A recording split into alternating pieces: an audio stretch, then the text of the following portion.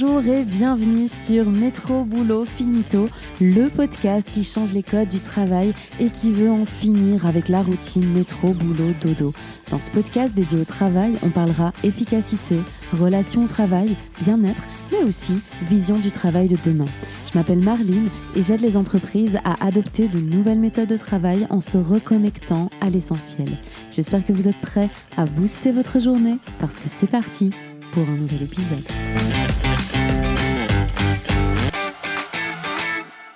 Bonjour, bienvenue dans le MyEco Talks du mois, cet épisode où j'accueille un invité au micro du podcast et où je ne suis plus toute seule.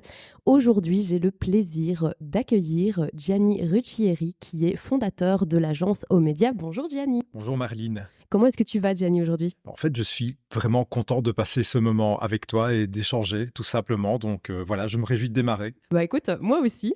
Alors avant qu'on démarre, moi je tenais à m'excuser auprès de nos auditeurs parce que j'ai le nez hyper encombré aujourd'hui. Donc si ma voix est pas hyper mélodieuse, je m'excuse, mais comme c'est toi qui vas parler la majorité du temps, normalement ça devrait aller pour les auditeurs, ça va pas être trop dérangeant. On a prévu un verre d'eau pour tous les deux. C'est parfait. Avant qu'on commence avec les questions dans le vif du sujet, est-ce que tu peux en quelques mots te présenter pour nos auditeurs ? Je m'appelle Gianni Ruccieri, j'ai 51 ans, j'ai 2 filles, je suis marié, 2 filles qui ont 22 et 18 ans. Et je suis le fondateur d'une agence marketing et communication qui s'appelle Omedia. Super. Cette agence, tu l'as fondée en quelle année ? Alors, on a démarré en 2016. C'était la toute première année, 2016-2017, c'est la première année. Et on a démarré assez vite. On était 2-3 au démarrage et assez vite, on a été 6-7. On est 13 aujourd'hui. Ah, trop bien. Donc, en plus, une entreprise en croissance, comme on dit. Donc, ça, c'est génial. Oui, c'est l'aventure d'une équipe. Hein. Tout ça, c'est l'aventure d'une équipe. Qu'est-ce qui t'a amené à fonder justement Omedia ? Alors, en fait, j'avais un parcours hétérogène. J'ai travaillé dans le secteur de la presse, j'avais travaillé dans le secteur hospitalier parce que je développais des collaborations médicales et opérationnelles entre plusieurs hôpitaux.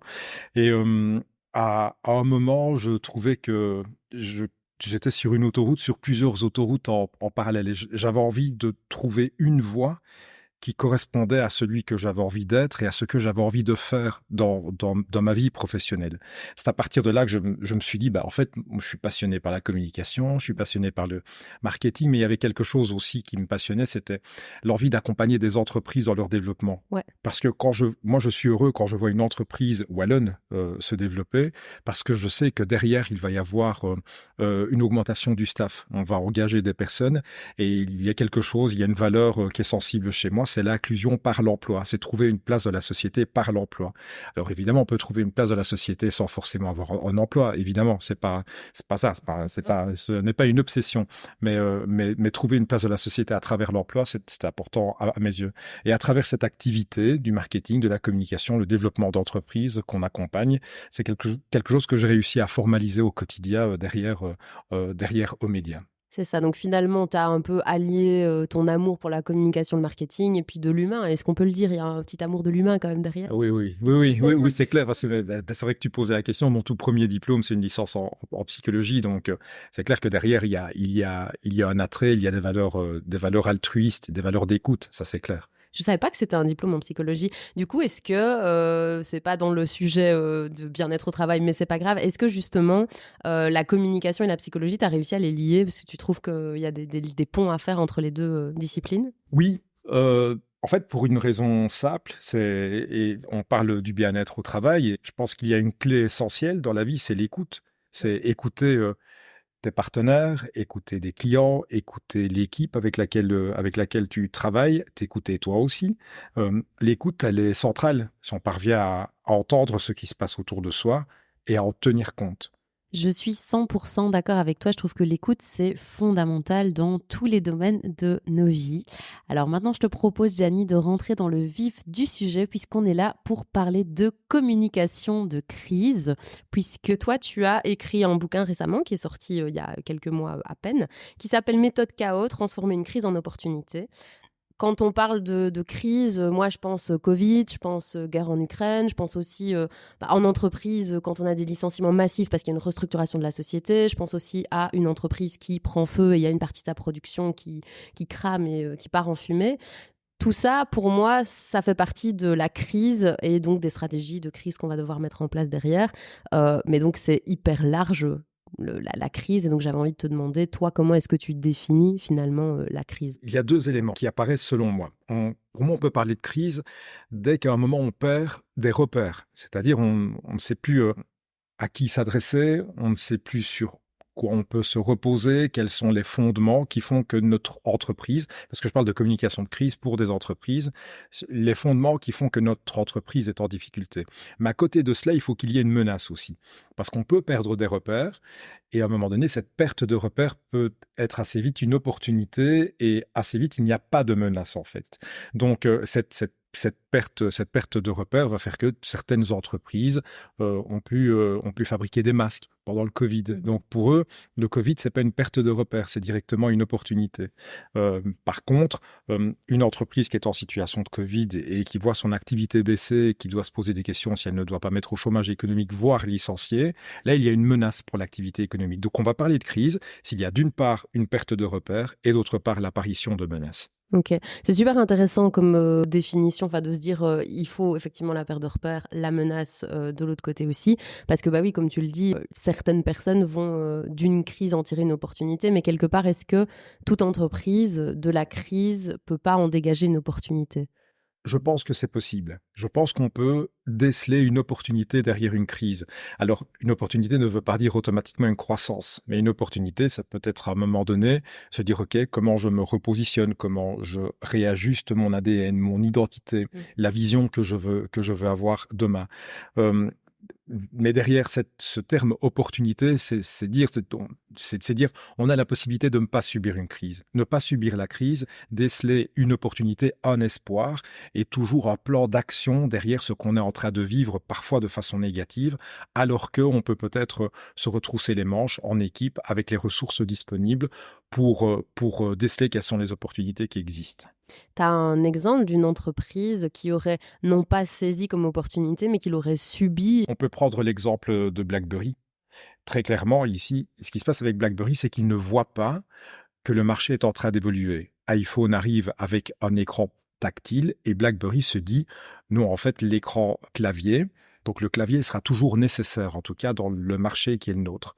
BlackBerry ne va pas voir à un moment donné que le marché est en train d'évoluer non seulement sur le device, le smartphone en lui-même, mais d'autre part aussi, BlackBerry ne saisit pas l'opportunité de s'inscrire dans un store. Ils vont chercher à développer leur propre store, le BlackBerry Store, pour télécharger des applications, alors qu'en fait, tant Android que Apple, ils sont déjà dans un train à très très grande vitesse et développent des applications. BlackBerry, très vite, va continuer à investir dans des devices, mais qui finalement ne sont pas adaptés parce que le store ne suit pas, et va vouloir convaincre des développeurs de lancer des applications dans leur propre store, mais ça coûte trop d'argent pour les développeurs qui disent à un moment donné, je ne peux pas développer des applications sous Android, sous Apple et encore sous BlackBerry. Donc ici, on voit combien BlackBerry a dû revenir en arrière sur ses fondements pour dire, nous, notre métier, c'est la sécurisation des données, c'est la sécurité des échanges et la sécurisation des informations. Et là, on voit qu'aujourd'hui, il n'y a plus de device autour de BlackBerry et il n'y a pas de store non plus. Ouais, c'est vrai que là, c'est un bon exemple d'occasion manquée par rapport à la crise. Et du coup, à l'inverse, puisque toi, tu as l'habitude d'accompagner des entreprises en situation de crise, justement, est-ce que tu as un exemple pour nos auditeurs d'une société qui a su sortir de la crise, justement? Le lendemain du Covid, une société, un centre de recherche m'appelle. Il me dit, c'est un nouveau CEO qui arrive. Et il me dit, je suis en difficulté parce qu'on ne perçoit plus la valeur du centre de recherche. Le centre de recherche que je gère est actif dans le monde entier. On est au Brésil, on est au Canada, on est évidemment en Belgique. Et il me dit, il y a 200 personnes qui travaillent dans le centre de recherche. Or, je constate que tous parlent du centre de recherche d'une façon qui n'est pas identique. On ne présente pas la valeur ajoutée du centre de recherche et on perd de la valeur aux yeux de nos clients. Si je n'agis pas vite, je sais que je vais devoir procéder à une restructuration parce qu'on ne perçoit plus la valeur du centre de recherche. Cette valeur doit d'autant plus être développée qu'à l'époque, il travaillait avec 2 grands clients Or, ces grands clients voient leur activité diminuer en Belgique et sont confrontés à une nécessité de diversification. Donc, on a travaillé en équipe sur la valeur ajoutée de ce centre de recherche, si bien qu'aujourd'hui, l'augmentation du chiffre d'affaires est de 20% et ils sont passés à 250. Il n'y a pas eu de restructuration et en plus, ils ont engagé du personnel. Il y a une augmentation de 20% tant du chiffre d'affaires que du personnel. Ouais, donc ça, c'est génial parce que du coup, on arrive à non seulement effectivement ne pas plonger dans la crise, mais en plus de ça, bah, là, à ce moment-là, vraiment en faire une opportunité aussi de croissance ici. Oui, c'est ça, c'est vraiment une opportunité de croissance. Et c'est clair qu'ici, on parle un peu de son histoire aussi. Moi, je suis heureux quand je vois des histoires comme celle-là parce que je sais que derrière, on engage. Derrière, on crée de l'activité pour la Wallonie. Derrière, on crée une attractivité dans l'écosystème. Et là, on fait rayonner la Wallonie véritablement à l'international. Donc là, c'est le genre de choses où je me dis, voilà, la petite boîte que nous sommes a été utile à son petit niveau. Ouais. Et ça, c'est génial. Oui, c'est clair. On est là, on fait partie d'un écosystème à un moment. Mais c'est le travail d'une boîte, c'est le travail d'un CEO qui sait s'entourer, c'est le travail d'une équipe qui sait se remettre en question. C'est pas notre travail, mon travail qui est miraculeux. Moi, j'ai avec une méthode. Eux acceptent de l'appliquer, puis ça donne des résultats. C'est de la co-création finalement, tous ensemble. Tu parles justement de méthode. Ben toi, la méthode, c'est la méthode KO avec cette idée que chaque lettre correspond à une étape de la méthode. Là, tu me parlais de justement percevoir le sens, etc. Est-ce qu'on est dans cette étape du A avec l'ADN de l'entreprise où là, ça a été super important de redéfinir l'ADN de l'entreprise dans ce cas-là, justement? Oui, c'est vraiment ça. Et en plus, dans une crise, tu sais, on n'a pas deux crises identiques. On n'a pas deux entreprises identiques, on a tous notre propre ADN. On n'a pas deux personnes identiques, on n'a pas deux entreprises identiques, on n'a pas deux solutions identiques. Donc, chaque crise nous amène à nous poser les questions, à se dire, est-ce que ce que je vis pour le moment, est-ce vraiment une crise? Est-ce que j'ai vraiment perdu des repères? Est-ce que je suis véritablement dans une menace? Qu'est-ce qui fait que l'entreprise ne parvient pas à se relever? Pourquoi on est en difficulté? Pourquoi à un moment donné on bute toujours sur la même erreur? On prend toujours le même mur. On a l'impression à un moment donné qu'on est dans une impasse et on ne parvient pas à sortir, on parvient pas à en sortir. Là, il faut comprendre pourquoi. Après, l'idée, c'est de se dire aussi, mais pourquoi on est là? Pourquoi l'entreprise existe sur le marché? Ouais. Puis quelle est son utilité? Qu'est-ce qu'elle apporte? Quelle est sa valeur ajoutée?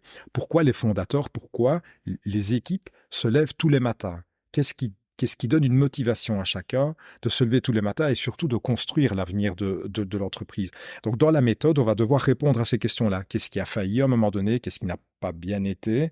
Qu'est-ce qu'on doit corriger? Mais qui on est aussi et qui on veut être demain? Mmh. Cet ADN, tu dis, c'est fondamental en temps de crise, mais est-ce que c'est fondamental pour toute entreprise tout le temps? J'ai envie de dire, c'est Oui. important aussi que chacun sache pourquoi je travaille là et pourquoi je me lève chaque matin. Pourquoi est-ce que selon toi, c'est encore plus fondamental de le redéfinir et de le repositionner, entre guillemets, en temps de crise? Parce que c'est un enracinement. Je pense que l'ancrage est un remède contre la rupture. En période de crise, on est confronté à des ruptures. Ouais. Puisqu'il y a une perte de repères, on a des routes, on faisait référence à des routines, et ces routines-là ne peuvent plus exister, puisqu'on est en situation de crise, puisqu'à un moment donné, les repères ne sont plus là. Ce qu'on faisait au quotidien n'est plus possible. On est confronté à des ruptures. L'ancrage, rappeler qui on est, rappeler pourquoi on est là, et rappeler qui on veut être, ça va apporter de l'énergie, ça va apporter, alors c'est pas très écolo, mais ça va apporter du diesel au moteur. Ça va apporter du soleil à notre énergie vitale. On va le dire avec des termes un peu plus... Voilà. On va changer les choses. On n'utilisera plus l'expression diesel au moteur, mais du soleil à l'énergie vitale. Ça apporte de l'énergie à ce qu'on veut définir. C'est un des éléments. C'est pas le seul, c'est pas le seul, mais c'est un des éléments qui est essentiel. Donc, quelque part, cette redéfinition de l'ADN, ça va jouer dans la motivation des collaborateurs au quotidien.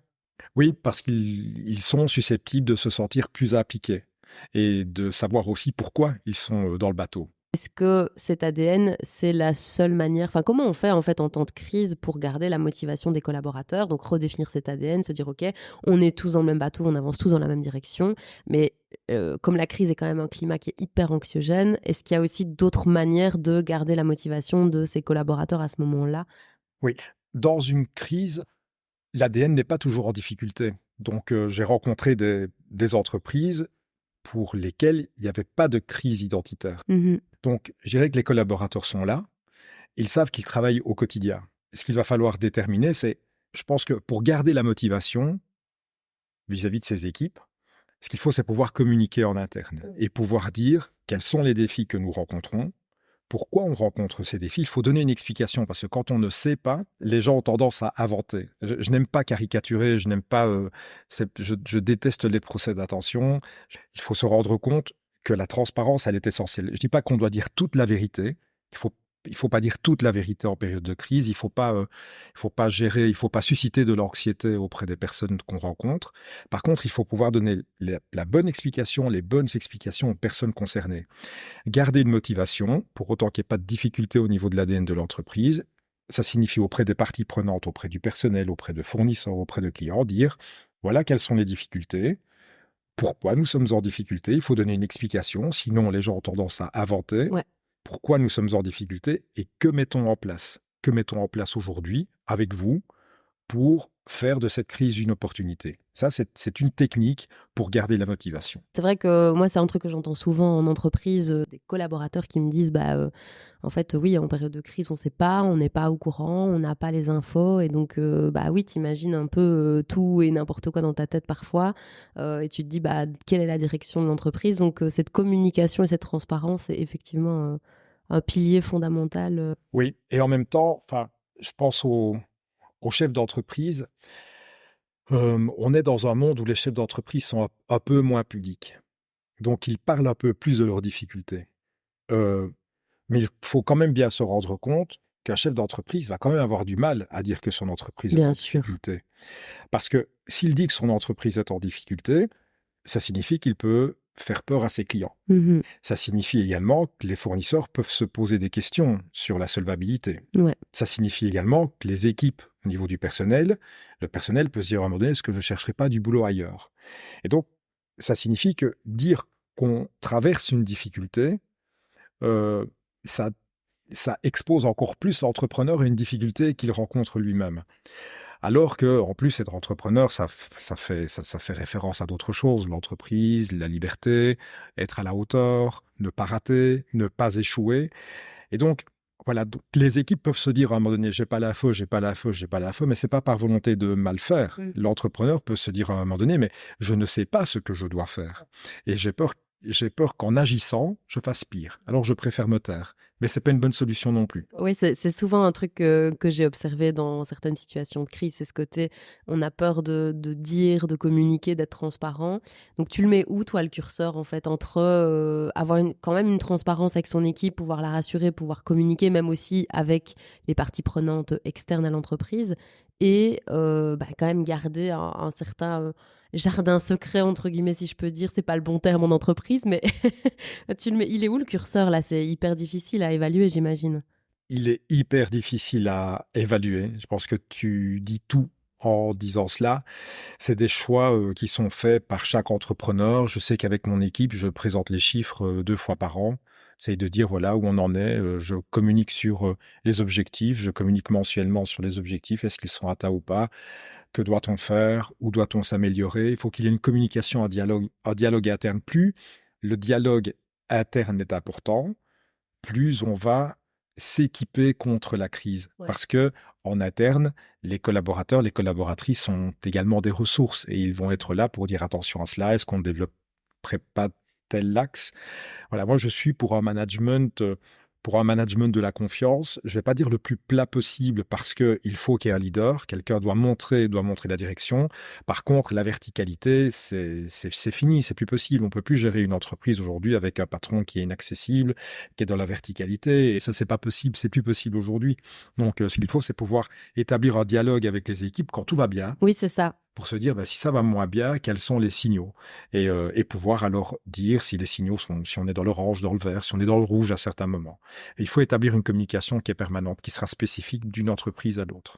C'est ça. Et moi, je trouve ça hyper intéressant parce que c'est vrai qu'on l'oublie aussi souvent, c'est que la communication, la transparence, c'est tout le temps. Et c'est quand tout va bien et que tu mets en place quelque chose de solide avec tes équipes pour justement être plus fort, entre guillemets, pendant la crise avec eux, quoi. C'est un peu plus facile. Maintenant, quand on est dans la crise, on est dans la crise. Bien sûr. Et là, il faut se retrousser les manches. Mais par contre, si tu as établi cette communication, ce dialogue, cette communication transparente, en théorie, au moment de la crise, tout le monde reste dans le bateau et se retrousse les manches.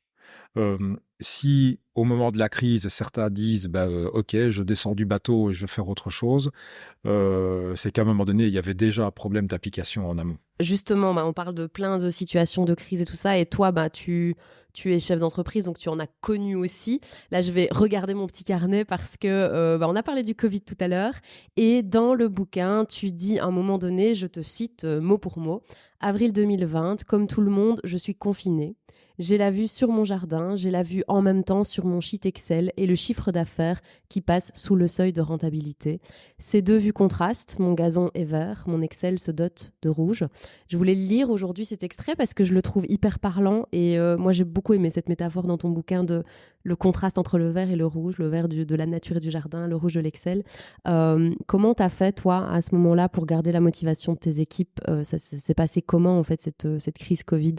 Tu me replonges presque 5 ans en arrière maintenant, et c'est vrai que c'est toujours étonnant parce que j'ai écrit les choses avec spontanéité, authenticité. Et c'est vrai que l'entendre lire par quelqu'un d'autre, ça donne une autre dimension à ces mots qui sont très simples. J'ai aucune prétention littéraire là derrière. Alors si je vais te faire une autre confidence. Sur le plan humain, sur le plan personnel, c'était très très dur. C'était très très dur. Le bureau est à l'étage. Chez moi, je sortais de ma chambre et j'allais travailler, quoi. Donc, alors que j'aime bien tenter de séparer les choses, je suis content de ne pas avoir mon bureau au domicile, histoire de tenter de prendre des distances.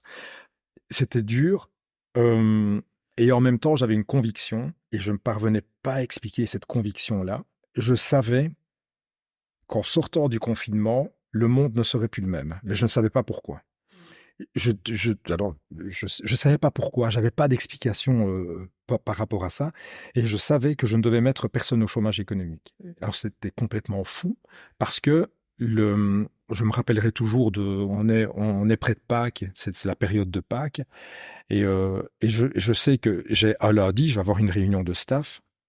Et je dis, lundi, je vais devoir prendre une décision, je mets au chômage économique ou pas.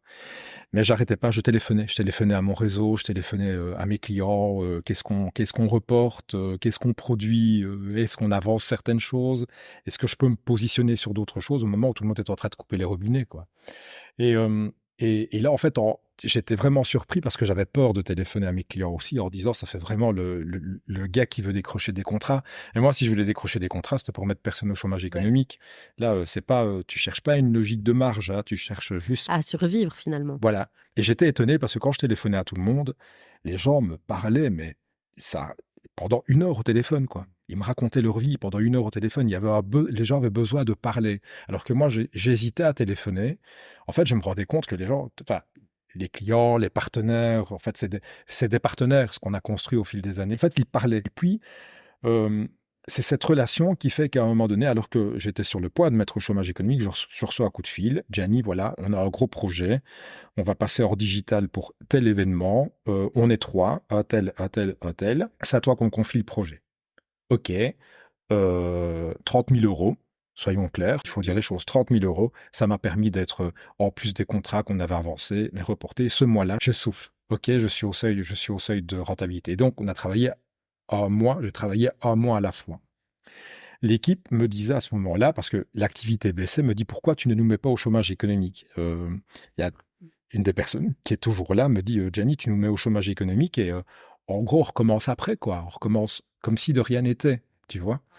Mais là, il y avait 2 choses. Tu parlais d'un côté humain. Je savais qu'en les mettant au chômage économique, d'abord, ils allaient casquer au niveau des impôts. Parce que quand tu perçois d'une indemnité au niveau du chômage économique, tu es pénalisé l'année suivante. Et j'avais pas envie de ça. Ouais. Je voulais pas qu'ils vivent ça. C'est un peu, j'ai un côté un peu protecteur, hein. Donc je peux être très responsabilisant vis-à-vis de mes équipes, mais j'ai un côté protecteur. Et en parallèle, j'avais la conviction que si je les mettais au chômage économique, je donnais l'image d'une entreprise qui n'avait pas les reins solides. Je donnais l'image peut-être d'un colosse au pied d'argile, et je me disais, je ne sais pas s'ils seront toujours là dans 3, 4, 5, 6 mois parce qu'ils risquent de partir. Donc je dis, je dois prendre le risque de ne mettre personne au chômage économique. Et donc c'est à partir de ce moment-là où, dans mon fort intérieur, je savais J'avais l'intime conviction qu'il fallait continuer.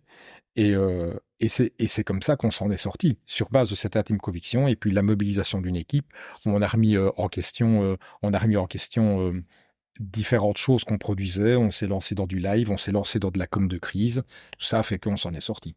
Cette période, elle est hyper dure pour toi aussi humainement. Comment est-ce que tu fais? Est-ce que le fait de dire on se maintient, on continue à travailler, est-ce que c'est ce qui a permis aux équipes de continuer à être motivées ou est-ce qu'il y a eu d'autres choses que tu as mis en place pour qu'elles gardent la motivation à ce moment-là? Alors, ce qui est mis en place, on a quand même des visios où on prend l'apéro de temps en temps ensemble, mais je suis pas fan, honnêtement, je suis pas fan de ce truc-là parce que j'ai l'impression qu'il y avait un côté un peu forcé, Ouais, tu vois, ouais. pour garder le contact avec les équipes. Pour moi, garder le contact avec les équipes, c'est faire en sorte de recommencer le plus tôt possible, d'être le moins possible en télétravail et d'être le plus vite possible ensemble. On a recommencé assez vite parce que je savais qu'il fallait que les équipes soient ensemble. Et d'ailleurs, c'est certain, on me disait, est-ce que c'est raisonnable de recommencer aussi vite? Et puis en fait, dans les jours qui suivaient, ils m'ont dit, en fait, on se rendait pas compte de ce qu'on, en télétravail, on était en train de perdre le contact entre nous. Ouais. Donc en fait, garder la motivation avec l'équipe, c'était se dire d'abord, on recommence ensemble d'une part, et puis d'autre part, c'est travailler sur des nouvelles solutions. Assez vite, on s'est dit, on innove. Et on a été dans les premiers en Belgique à faire du live. On faisait déjà du Facebook Live, donc on avait tout le matériel pour faire du Facebook Live. Alors on s'est dit comment on digitalise, comment on met des écrans, comment on fait du live interposé. Et ça, assez vite, on faisait des tests fin juin, alors qu'on sortait du confinement en mai. Et en septembre, on commercialisait nos premiers lives entièrement digitaux. Encore une fois, là, tu as fait du Covid, quelque part, un événement hyper compliqué, une opportunité Oui. pour se remodeler un peu, je vais dire. Et puis, quelque part, même la communication de crise, finalement, tu as accompagné aussi des entreprises à cette période-là. Donc, ça a aussi été une manière de te mettre un pied dedans, entre guillemets, avec la communication de crise. En fait, mais derrière cette crainte que j'avais moi aussi comme entrepreneur, c'est se dire à un moment donné, qu'est-ce qu'on fait? Qu'est-ce qu'on fait et comment on agit? Euh, il y a deux choses. Tu vois, ici, tu parles des difficultés qu'on a rencontrées au moment du Covid, mais quelles sont les possibilités qui existent? Je perds des contrats. Ça, c'est le premier élément. Le deuxième, alors le réflexe, c'est de se dire, OK, je vais classer les clients, les productions, pour dire quels sont les contrats sur lesquels on peut déjà travailler, on peut anticiper quels sont les contrats qu'on perd, quels sont les nouveaux contrats qu'on gagne. Et donc, c'est un réflexe qu'on a eu, en plus de, on développe de la com de crise et en plus de, on développe des nouvelles solutions. Cette technique-là, en fait, on l'a eu un an plus tard parce qu'on a été inondé. Donc, ici, on avait 1,50 m dans nos installations. Et là, de nouveau, l'équipe, tu peux se dire, ben, la boîte est inondée, qu'est-ce qu'on va faire? On avait quand même immunisé 85% du matériel, donc on a eu du bol. Mais de nouveau, on a fait la même chose. C'est-à-dire, le matin des inondations, après le choc, je t'avoue que pendant une demi-heure, j'ai un peu zoné dans le bâtiment de façon pas très responsable. Parce qu'en fait, je vais te raconter une anecdote. Quand je suis arrivé le matin, bon, voilà, il y avait de l'eau partout. Et je sais pas pourquoi, c'était pas raisonnable du tout, mais je suis allé pieds nus couper le gaz et l'électricité dans l'eau. Oui, oui, mais là, Gianni, qu'est-ce que tu nous as fait? je pense que c'est un moment de déréalisation où tu te dis, je dois sauver les meubles. Ouais. T'as pas conscience. C'est tellement, ce qui arrive est tellement choquant. Il m'a fallu une demi-heure, ou pendant une demi-heure, je pense que j'étais un peu Walking Dead et j'ai fait n'importe quoi. Et après une demi-heure, alors là, j'ai repris mes esprits progressivement. Et de nouveau avec l'équipe. Alors là, on a commencé à travailler en trois. On a dit qui vient nettoyer, qui continue à produire, parce qu'on avait des engagements vis-à-vis de certains clients et on voulait les respecter. Je voulais qu'on les respecte. Et qui communique. Tu vois, parce que ce qu'on vivait. Donc en fait, on apprend en permanence. Ouais. L'idée, c'est d'être dans cet état d'esprit. Qu'est-ce que je peux apprendre? Ouais. Qu'est-ce que je peux apprendre de ce que je rencontre? De rester agile finalement en fait face au monde qui tu l'as dit tout à l'heure que tu étais persuadé que le Covid allait amener un changement dans la société.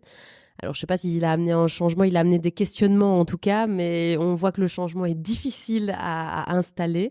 Et justement, comme là je vois que le temps file, on va arriver à cette dernière question que j'aime poser à tous mes invités. C'est un peu la question signature du podcast. Justement dans ce monde-là, et effectivement moi je suis d'accord avec toi, je pense que le Covid a marqué une césure au niveau des questionnements, notamment par rapport au monde du travail, par rapport au sens qu'on met dans son travail, par rapport au temps qu'on passe au travail, etc.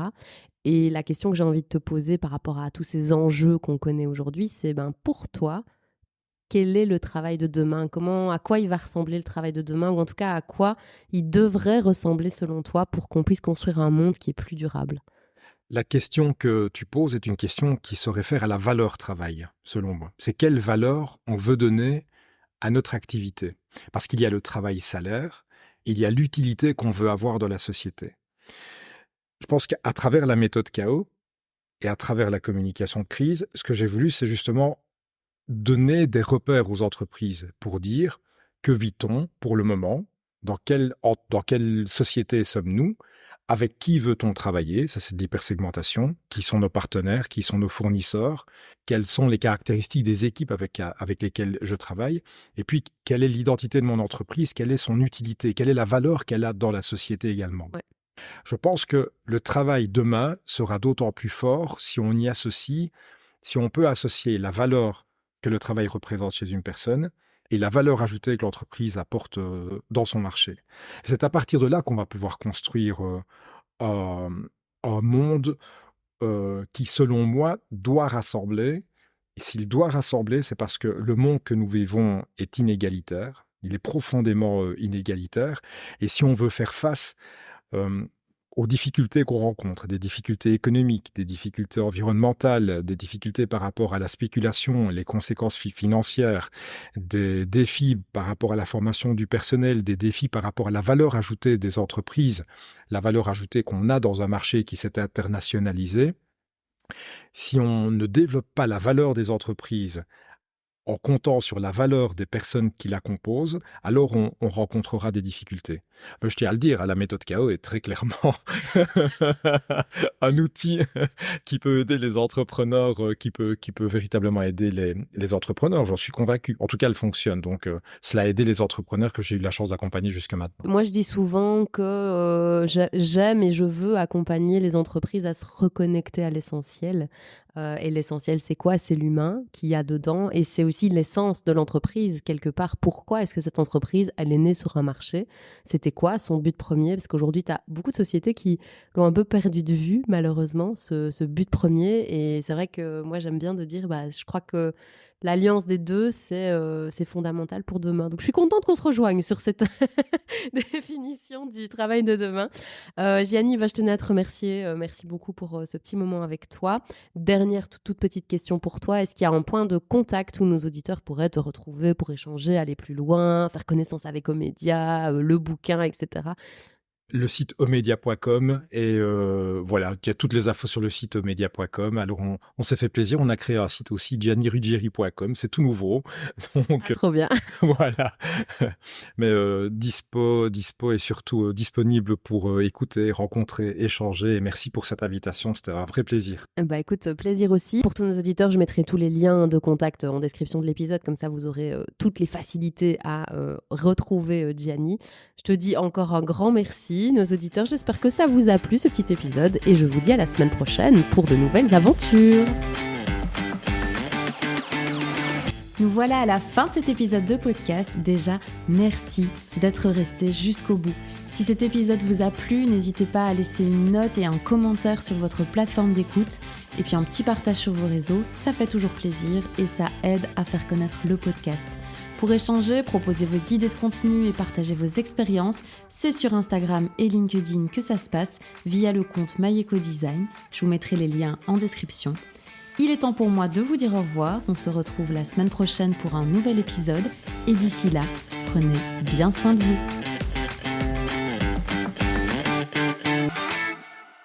J'espère que tu as aimé cet épisode avec Gianni. En tout cas, moi, j'ai adoré l'enregistrer et je l'ai trouvé ultra riche en partage et en exemples concrets. Donc ça, c'est hyper cool.